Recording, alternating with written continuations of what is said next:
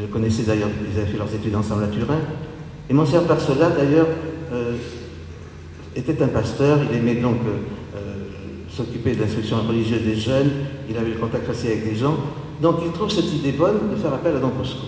Et le voilà parti en 1874 à Turin. Il propose à Don Bosco de devenir donc de prendre la relève. Alors Don Bosco viendra en 1875, mais pendant un an, on va préparer ce qu'on appelle le patronage Saint-Pierre. Pourquoi Saint-Pierre? Peut-être parce que c'était le prénom de Monseigneur Sola, peut-être aussi parce que c'était le successeur de Saint-Pierre, Pie IX, qui avait donc décidé de donner 2000 francs à Don Bosco pour ses œuvres. Alors ce patronage Saint-Pierre avait été installé dans les locaux d'une ancienne filature qui se trouvait à l'époque rue Saint-Victor et qui était devenue donc maintenant l'actuelle rue de la République. Alors les locaux là n'étaient vraiment pas grands, pas insouvoyants comme d'habitude, mais il y avait quand même la foi intrépide de l'apôtre, Dieu y pourvoira. Alors, avant même d'avoir les sous, donc, Don Bosco déjà faisait des plans sur la comète, il envisageait donc un orphelinat, des ateliers et une chapelle.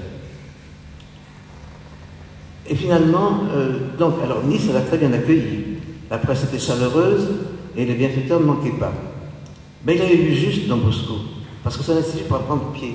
Qu'est-ce qu'il va faire? Comme le patronage Saint-Pierre était trop petit, il va l'installer dans une propriété qui s'appelle la propriété Gauthier, tout près du palais d'Exposition. C'est une propriété bourgeoise où il y avait beaucoup de domesticité. Elle se trouvait à l'époque place d'Armes, et cette place d'Armes est devenue maintenant la place du 15e corps.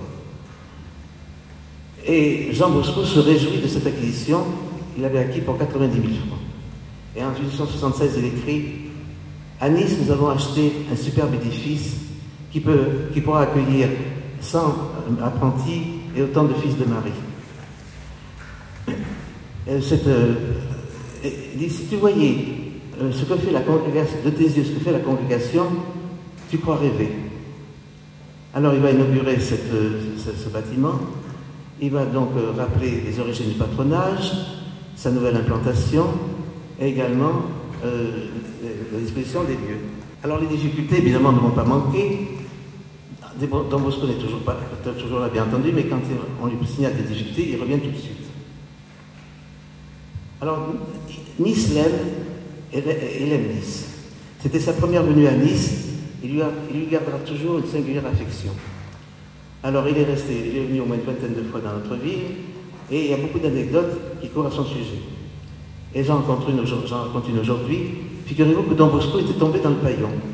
Sa soutane était trempée, on le sort de ce mauvais pas, et il va se mettre au lit.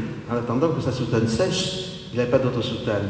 Et quelque temps après, en riant, il dira, « Voyez, elles sont bien ces maisons salésiennes, on y est pauvre. » Alors avec les conférences de Saint-Paul, Don Bosco va s'occuper justement de la jeunesse abandonnée à Nice, sans foyer bien défini, qui n'avait reçu aucune éducation religieuse et aucune éducation classique. On va leur trouver donc un refuge, donc du pain, du couvert, et surtout on va leur donner une instruction religieuse et une formation professionnelle. Mais alors cette propriété de Gauthier, évidemment, était trop petite.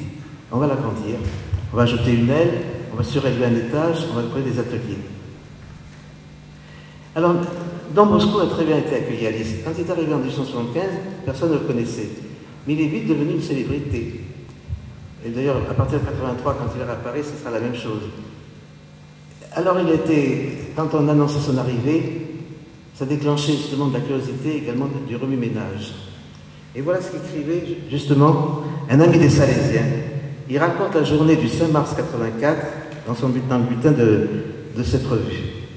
Le 5 mars à 5h30 du soir, les 200 orphelins du patronage Saint-Pierre, rangés sur 2 files devant la porte d'entrée, attendaient l'arrivée de Don Bosco, avec des abbés, des bienfaiteurs, des dames. À 6h, la voiture entrait dans la cour du patronage, saluée par les cris de « Vive Don Bosco, vive notre bien-aimé père !» et par les joyeux accords de la musique instrumentale. Après une première bénédiction du vénérable vieillard, écoutez, je suis quand même un peu inquiète. Il avait 69 ans. Alors moi, je ne sais pas, je suis comme Mathusalem. Après la bénédiction du vénéré vieillard, à l'époque, vous savez, on était jeunes, vraiment de biais de bonheur.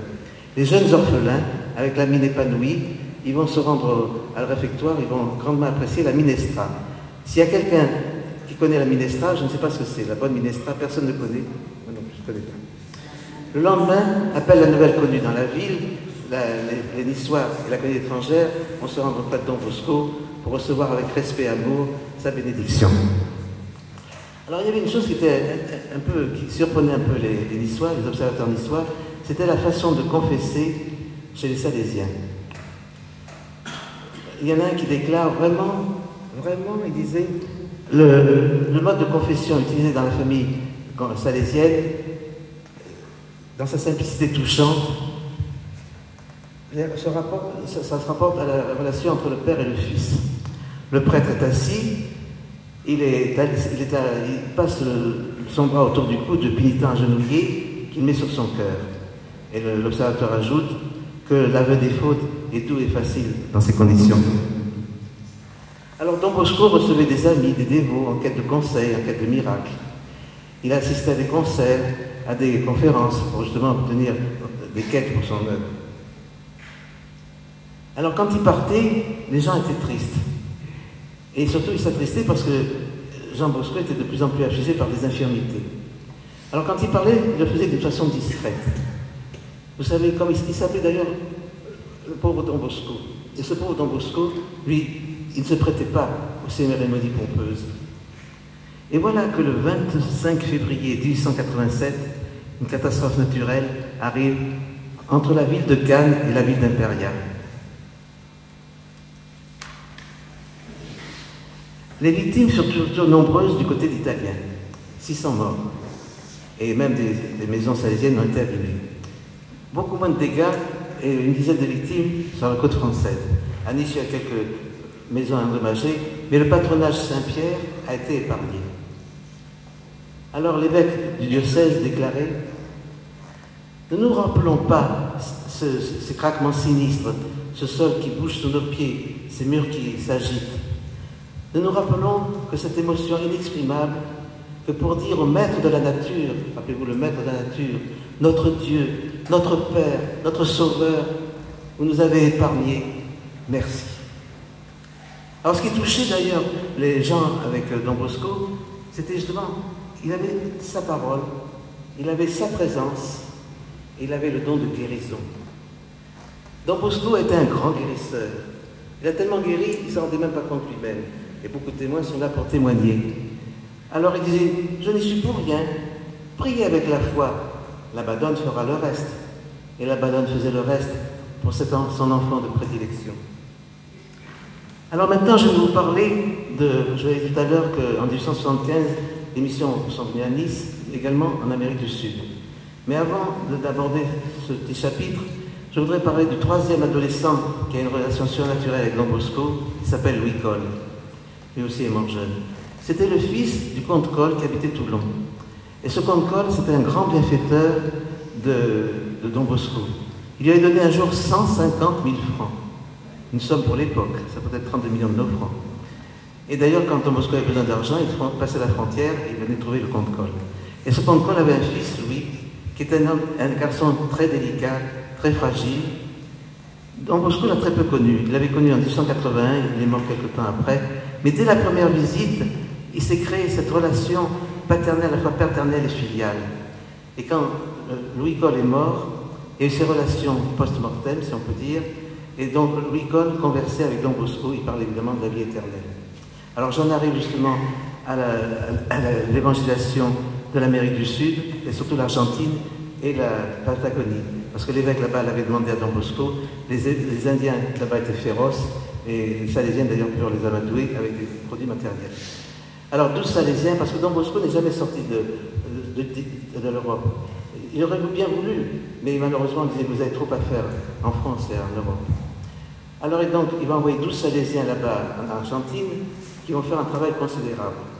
Et il se trouve que quelques années après, l'Argentine sera complètement évangélisée. Alors voilà que va intervenir donc Louis Coll. Le 30 août 1883, Jean Bosco se trouvait à Hyères. Et il a un songe. Et dans ce songe, qu'est-ce qu'il voit? Louis Coll.